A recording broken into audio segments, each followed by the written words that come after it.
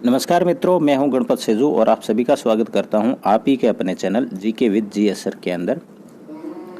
NCERT class 9th की जो geography book है उसकी क्लास अपने चल रही है। दो क्लासें अपन ने देख ली। एक तो पहला तो था भारत का परिचय और दूसरे के अंदर है अपन ने देखे थे भारत के भौतिक प्रदेश। आज जो बात करने वाले हैं अपवाह की। अपवाह बोले तो भारत के अंदर जो नदियां हैं उनकी बात करेंगे। ये फर्स्ट ग्रेड, सेकंड ग्रेड और रीट इन सभी एग्जाम के लिए बहुत ही महत्वपूर्ण है, क्योंकि एनसीईआरटी बेस ही सिलेबस अभी जारी किया गया है और एनसीईआरटी का ज्ञान आपको होना बहुत जरूरी है। ठीक है, तो पूरी कंप्लीट तय मैं एनसीईआरटी क्लास 9th के अंदर जो ज्योग्राफी बुक है उसकी बात करूंगा। इसके अंदर अपवाह द्रोणी क्या होती है, तो एक नदी तंत्र द्वारा जिस क्षेत्र का जल प्रवाहित होता है उसे एक अपवाह द्रोणी कहते हैं। क्या एक नदी तंत्र जिसके क्षेत्र का जल अपवाह होता है, जैसे ये नदी है और इस नदी का जहां पर ये जल अपवाहित होता है तो ये क्या हो जाएगी, आपकी अपवाह द्रोणी हो जाएगी। ठीक है ना। विश्व की सबसे बड़ी अपवाह द्रोणी है वो अमेजन है। कौन सी है? अमेजोन है, ध्यान रखना। अमेजोन है विश्व की सबसे बड़ी अपवाह। ऐसा आ सकता है कि विश्व की सबसे बड़ी नदी कौन सी है, तो भी आपके अमेजन होगी। जब लंबी नदी की बात करें तब आपके नील हो जाएगी। नदी तंत्र क्या होता है कि किसी नदी तथा उसकी सहायक नदियों का जो तंत्र होता है वो नदी तंत्र कहलाता है। नदियां और उनकी सहायक नदी हैं वो नदी तंत्र के नाम से जानी जाएगी। सिंधु नदी तंत्र। सिंधु जो नदी है इसका उद्गम है मानसरोवर झील तिब्बत से होता है। भारत में लद्दाख से ये प्रवेश करती हैं। इनकी जो सहायक नदियां हैं जास्कर, नुब्रा, शोक और हुंजा, ये सिंधु नदी की सहायक नदी हैं। ये ध्यान रखना, सहायक नदी है, ज्यादातर बार है वो पूछी जाती है। फिर है सतलुज, व्यास, रावी, चेनाब, झेलम आपस में मिलकर पाकिस्तान में मिठानकोट के पास सिंधु नदी में मिल जाती है। सिंधु की सहायक नदी देखो कौन सी है, वो तो है ही जास्कर, नुब्रा, शोक और हुंजा है। और फिर सतलुज है, व्यास है, रावी है, चेनाब है, झेलम है, ये भी सिंधु की सहायक नदियां हैं। परंतु ये है वो कहाँ मिलती है, मिठानकोट जो है पाकिस्तान के अंदर, वहां से ये सिंधु नदी में मिल जाती है। सिंधु नदी जल समझौता है, ये थोड़ा इंपॉर्टेंट ज्यादा हो जाता है। सिंधु नदी जल समझौता कब हुआ था? 1960 में। और इस समझौते के तहत, इस समझौते के माध्यम से भारत को सिंधु नदी जो जल तंत्र है उनका केवल 20% जल ही प्राप्त होता है। 20% जल पर ही अधिकार है, बाकी पर पाकिस्तान का है। फिर है नदी तंत्र। नदी तंत्र की बात करें, गंगा नदी तंत्र है। गंगा नदी जो तंत्र है इसका उद्गम, मतलब गंगा का उद्गम कहाँ से होता है, तो भागीरथी नदी है, इनका उद्गम है। देखो शुरुआत में गंगा है वो गंगा नहीं होती है, भागीरथी के नाम से ये गंगोत्री जो हिमनद है, गंगोत्री जो हिमानी है, वहां से ये निकलती है। ये गंगा जो है इनके उद्गम मतलब भागीरथी से के जब आती है तो भागीरथी के अंदर एक नदी मिल जाती है अलकनंदा। कहाँ पर? देवप्रयाग उत्तराखंड में। और अलकनंदा और भागीरथी के मिलने के बाद में यह नदी है गंगा के नाम से जानी जाती है। यमुना नदी गंगा के दाहिने किनारे के समांतर बहती हुई इलाहाबाद में मिल जाती है। गंगा के अंदर जो यमुना है वो कहाँ से मिलती है? दाहिने किनारे से। और कहाँ मिल जाती है? इलाहाबाद में। इनकी सहायक नदियों की बात करें तो सहायक नदियाँ देखो यमुना, घाघरा, गंडक और कोसी है। गंगा व ब्रह्मपुत्र समुद्र में विलीन होने से पहले मेघना कहलाती है। गंगा और ब्रह्मपुत्र जब दो नदियां मिल जाती हैं, ब्रह्मपुत्र तो है इधर से आती है और गंगा इधर से, और ये दोनों मिलकर समुद्र में जब मिलती उनसे पहले किस नाम से जानी जाती है? मेघना के नाम से जानी जाती है। सुंदरवन डेल्टा, ये भी गंगा से संबंधित है। गंगा व ब्रह्मपुत्र नदियों द्वारा निर्मित जो डेल्टा है सुंदरवन डेल्टा कहलाता है। और विश्व का सबसे बड़ा और तेजी से वृद्धि करने वाला डेल्टा सुंदरवन डेल्टा ही है। गंगा नदी की लंबाई की बात करें तो लंबाई है एनसीईआरटी क्लास 9th के अंदर इसकी दे रखी है 2500 किलोमीटर, मतलब 2500 किलोमीटर इसकी लंबाई है। अंबाला नगर सिंधु तथा गंगा नदी तंत्रों के बीच जल विभाजक का काम करता है। सिंधु और गंगा के बीच में जल विभाजक का काम करने वाला नगर कौन सा है, तो वो है आपका अंबाला है। फिर बात करते हैं ब्रह्मपुत्र नदी की, क्योंकि गंगा बहुत ही भारत की सबसे बड़ी नदी है, वो गंगा ही है। फिर सिंधु इम्पोर्टेंट है, उनकी बात कर ली। अब गंगा के बाद में इम्पोर्टेंट नदी आती है, वो है ब्रह्मपुत्र। इसका उद्गम है तिब्बत के मानसरोवर झील से होता है। नामसा बरवा शिखर के पास पहुंचकर अंग्रेजी के यू आकार का मोड़ बनाकर भारत के अरुणाचल प्रदेश में गोर्ज के माध्यम से प्रवेश करती है। अब देखो, नामसा बरवा जो शिखर है, नामसा बरवा पर्वत है, चोटी जो है जिसकी हाइट है 7757 मीटर। यहाँ से ये क्या करती है, यू आकार, पहले तो ये इस प्रकार से आती है, फिर यूं है वो ये मुड़कर भारत के अंदर प्रवेश करती है। और कहाँ से करती है, अरुणाचल प्रदेश से। अन्य नाम देखो, गंगा नदी के अन्य नाम कौन कौन से हैं। अरुणाचल प्रदेश में इन्हें दियांग के नाम से जाना जाता है, असम में इन्हें ब्रह्मपुत्र कहते हैं, तिब्बत में इसे सांगपो कहते हैं, और बांग्लादेश में इन्हें जमुना कहते हैं। इम्पोर्टेंट है, ध्यान रखना, ये इम्पोर्टेंट से इम्पोर्टेंट है। जो आपकी ये ब्रह्मपुत्र नदी है, अरुणाचल में तो इन्हें दियांग नदी कहते हैं, असम में इनका नाम है ब्रह्मपुत्र है, तिब्बत में इनका नाम सांगपो है, बांग्लादेश में इनका नाम जमुना है।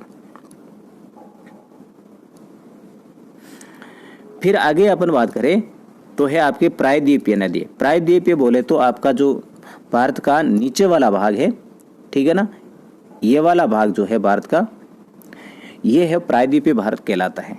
ज्यादा मस्त बन गया है। ये वाला जो भाग है ये आपका प्रायद्वीपीय भारत कहलाता है। तो इसके अंदर जो नदी हैं वो कौन कौन सी हैं, ये अपन बात कर लेते हैं। पूर्व की ओर बहने वाली नदियां अर्थात बंगाल की खाड़ी की नदी हैं महानदी, गोदावरी, कृष्णा, कावेरी, दामोदर, ब्राह्मणी, वैतरणी, सुवर्णरेखा, यह है आपके बंगाल की खाड़ी में मिलने वाली नदियां हैं। फिर है पश्चिम की ओर बहने वाली नदियां जो है ना, जो कि आपके अरब सागर में मिलती है। यह है आपके नर्मदा एवं ताप्ती, साबरमती, माही, भारतपुंजा, पेरियार, ये नदी हैं वो आपके अरब सागर में मिलती हैं। बात कर लेते हैं यहाँ पर इम्पोर्टेंट नदी नर्मदा की, नर्मदा द्रोणी की। उद्गम है इसका मध्य प्रदेश के अमरकंटक का जो पहाड़ी है यहाँ से होता है। जबलपुर में धुआंधार जलप्रपात का निर्माण करती है। देखो, धुआंधार जलप्रपात है किस नदी पर है, तो यह है आपका नर्मदा नदी पर है। और कहाँ पर है, जबलपुर में है। इसके संरक्षण के लिए मध्य प्रदेश सरकार ने नमामि देवी नर्मदे योजना प्रारंभ की है। नमामि देवी नर्मदे योजना है, तो ये नर्मदा द्रोणित हो गई, नर्मदा नदी तो हो गई, परंतु किन के द्वारा, तो मध्य प्रदेश सरकार के द्वारा। इसके बाद में बात करें तो आपकी आती है ताप्ती नदी। ताप्ती जो नदी है, इनका उद्गम है मध्य प्रदेश के बैतूल जिले की सतपुड़ा की पहाड़ियों से होता है। फिर बात कर लेते हैं अपन गोदावरी नदी की। देखो दोस्तों, आप इस चैनल पर पहली बार विजिट कर रहे हैं तो चैनल को आप सब्सक्राइब जरूर कर लें। NCERT और RBSE कंप्लीट यहाँ पर मैं आपके साथ में डिस्कशन करूँगा इसी प्रकार से, और पहले भी वीडियो काफ़ी आ रखे हैं, और भी बहुत ही इम्पोर्टेंट जो क्लासेज है इस आपको चैनल पर ऑथेंटिक रूप में बिल्कुल निःशुल्क और पूरी डिटेल के साथ में मिलेगी। इस वीडियो को अपने सभी दोस्तों के साथ में शेयर करके मेरी हेल्प ज़रूर करें। और इस वीडियो को आपको यदि अच्छा लग रहा है, आपके लिए हेल्पफुल लग रहा है, तो इसको लाइक भी कर दीजिएगा। प्रायद्वीपीय भारत की सबसे बड़ी नदी की बात करें तो आपकी कौन सी है, गोदावरी। अब तब तो आपकी बहुत ही इंपॉर्टेंट हो जाती है ये गोदावरी नदी, स्टार लगा सकते इसमें। गोदावरी नदी प्रायद्वीपीय भारत की सबसे बड़ी नदी है और उद्गम है इनका महाराष्ट्र के नासिक जिले के पश्चिमी घाटों की ढाल से होता है। लंबाई इनकी 1500 किलोमीटर है। उपनाम है दक्षिण की गंगा के नाम से जाना जाता है। दक्षिण की गंगा किस नदी को कहते हैं, गोदावरी नदी को कहते हैं। गोदावरी की सहायक नदियां हैं पूर्णा, वर्धा, प्राणहिता, मांजरा, वैनगंगा और पैनगंगा। ठीक है, बात करते हैं महानदी की। तो ये जो महानदी है इसका उद्गम है छत्तीसगढ़ की उच्च भूमि से होता है। लंबाई इसकी 860 मीटर है, किलोमीटर है सॉरी, और ये द्रोणी है मतलब कहाँ प्रवाहित होती है? महाराष्ट्र, छत्तीसगढ़, झारखंड और ओडिशा में। उसके बाद बात करते हैं कृष्णा नदी की। कृष्णा नदी का उद्गम है महाराष्ट्र के पश्चिमी घाट के महाबलेश्वर से होता है। इनकी जो लंबाई है वो 1400 किलोमीटर है। सहायक नदियां हैं कृष्णा की तुंगभद्रा, कोयना, घाटप्रभा, मूसी और भीमा। ऐसा आ सकता है कि तुंगभद्रा, घाटप्रभा, मूसी, भीमा आदि जो नदियां हैं किसकी सहायक नदियां हैं? तो आप कर सकते हैं कृष्णा की। इनकी जो द्रोणी है कहाँ से प्रभावित, कहाँ ये चलती है? तो ये महाराष्ट्र, कर्नाटका और आंध्र प्रदेश के बीच में। फिर कावेरी द्रोणी है। कावेरी नदी है तो कावेरी का उद्गम है पश्चिमी घाट के ब्रह्मगिरि श्रृंखला से होता है। इनकी जो लंबाई है वो 760 मीटर है, किलोमीटर है। सहायक जो नदियां हैं अमरावती, भवानी, हेमावती और काबिनी। यहाँ पर देखो मीटर है, चोटियां जो पढ़ाते हैं ना उसमें मीटर करके अभी मीटर बोल रहे हैं किलोमीटर की जगह। द्रोणी है मतलब ये कहाँ प्रवाहित होती है? ये तमिलनाडु, केरल और कर्नाटका में कावेरी नदी का अपवास क्षेत्र है। अब इसके यहाँ पर थोड़ा सा फैक्ट आपको दिख रहा है कि भारत का दूसरा सबसे बड़ा जलप्रपात शिव समुद्रम स्थित है। कहाँ पर? कावेरी पर, जिनसे उत्पादित विद्युत मैसूर, बेंगलोर, कोतार, स्वर्ण क्षेत्र का सप्लाई करता है। ठीक है ना।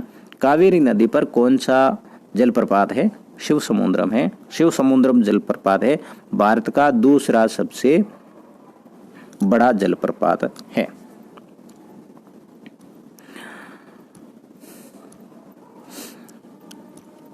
झीलें, क्योंकि ये भी अपवा तंत्र के अंतर्गत आती है, पृथ्वी की सतह से गर्त वाले भागों में जहाँ जल जमा हो जाता है वो है झीलें कहलाती है। पृथ्वी की सतह के गर्त वाले भाग है जहाँ पर जल, झील समझती हो, यहाँ एक डेफिनेशन है। वुलर झील भारत की सबसे बड़ी मीठे पानी की प्राकृतिक झील है। भारत की सबसे बड़ी मीठे पानी की प्राकृतिक जो झील है वो कौन सी है? वुलर झील है। और वुलर झील कहाँ पर है? जम्मू एंड कश्मीर में है। राष्ट्रीय नदी संरक्षण योजना, राष्ट्रीय नदी संरक्षण जो योजना है वो क्या है? एनआरसीपी। मुख्य उद्देश्य है नदियों के जल में प्रदूषण को कम करके जल की गुणवत्ता में सुधार करना। राष्ट्रीय नदी संरक्षण योजना का मुख्य उद्देश्य क्या है? तो मुख्य उद्देश्य है इनका कि नदियों के जल में प्रदूषण को कम करके जल की गुणवत्ता में सुधार करना। देश में नदी सफाई कार्यक्रम का शुभारंभ है 1985 में किया गया था। और 1985 में क्या था? गंगा एक्शन प्लान के साथ में आरंभ हुआ था। 1985 में गंगा एक्शन प्लान लाया गया और इसके तहत है जो नदियां हैं देश की उनमें सफाई कार्यक्रम शुरू किया गया था। वर्ष 1995 में राष्ट्रीय नदी संरक्षण योजना एनआरसीपी के तहत अन्य नदियों को जोड़ने के लिए गंगा कार्यक्रम योजना का विस्तार किया गया। तो ये था आपके कक्षा 9th का एनसीईआरटी भूगोल के तहत आपका जो अपवा तंत्र है वो। अगले वीडियो में बात करेंगे अपन जलवायु की। जलवायु से संबंधित जो फैक्ट है एनसीईआरटी क्लास 9th के ज्योग्राफी बुक में वो देखेंगे। ये वीडियो आपको कैसा लगा मुझे ज़रूर कमेंट करके बताना और मुझे मोटिवेट करना। अपने सभी दोस्तों के साथ में इस वीडियो को शेयर करना, क्योंकि आपका एक क्लिक ही मुझे कितना मोटिवेट करेगा, अगला वीडियो आपके लिए कितना आपके लिए पावरफुल आएगा। तो मिलेंगे नेक्स्ट वीडियो में, तब तक के लिए जय हिंद, वंदे मातरम।